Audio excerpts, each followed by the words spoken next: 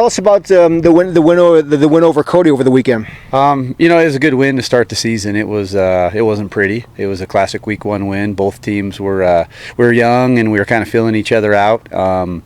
It was basically the team that made the fewest mistakes won. Luckily, we came out there. I will say it was a physical football game. Our guys were willing to play physical and come out and smack Cody in the mouth, and we give those guys credit. They didn't back down. So it was a good physical football game for a week one game.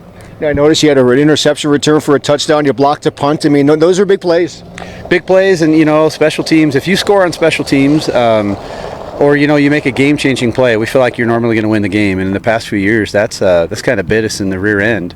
But this year, or at least in week one, we made a play on special teams, blocked a punt, and then, like you said, we had a tip pass and we ran it back. And those were probably the difference in the game. Seems like the most experience you have coming back is on the line of scrimmage.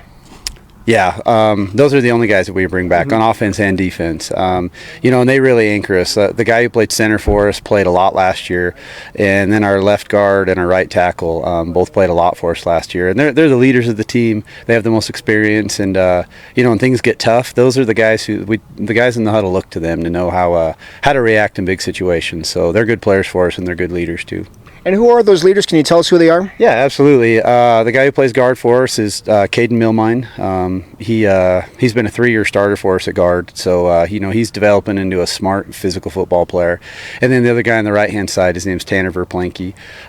Tanner's only been playing football for 4 years now, but he's a wrestler by trade, so he's a technician with great technique. And both of them are intense kids they're quiet kids, but they lead by example. Those wrestlers really understand leverage, don't they? They do, and you could tell them one time, let's lower your pad level, drop your hips, and they get it right away. They've been doing it since they were 5 years old in the wrestling room. So I wish we had more wrestlers out blocking for us, but you're right, they're easy to coach. Tell us about your quarterback. He's a younger brother of the guy who started for us the past 2 years. His name's John Schultz. He has a completely different set. We're running the triple option with him.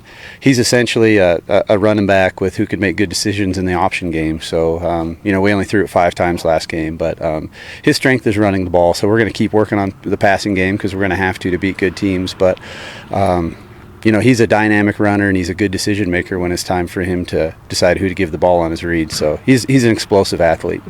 What was your impressions defensively after the first game?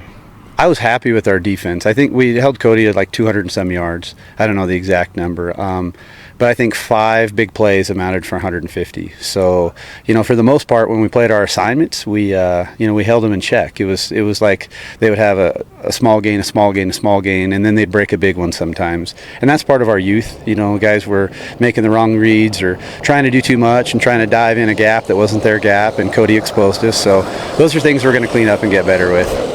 With such a young team, do you want guys to play at 1,000,000 miles an hour and live with some mistakes, or maybe play a little bit slower and try to contain your mistakes a little bit?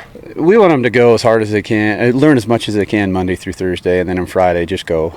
If you're hesitant and you're back on your heels, you're not going to make good football plays. So we're hoping the kids learn what they can, and then go hard on Friday night, and then we'll watch film Saturday and teach them there and clean up the mistakes. But for the most part, our kids are going hard. 3A is very competitive. Star Valley, Douglas, Green River, Riverton. What's the next step for you guys?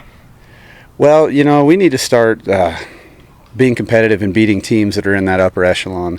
Last year we started to get things turned around again, but the only team that we knocked off was Douglas. We lost to Green River. We lost to Riverton. So our goal is to take care of everybody on our schedule and not be intimidated by those big teams. We're the little guy on the block, that's for sure, but we want to go out and compete, knock off some of those bigger schools.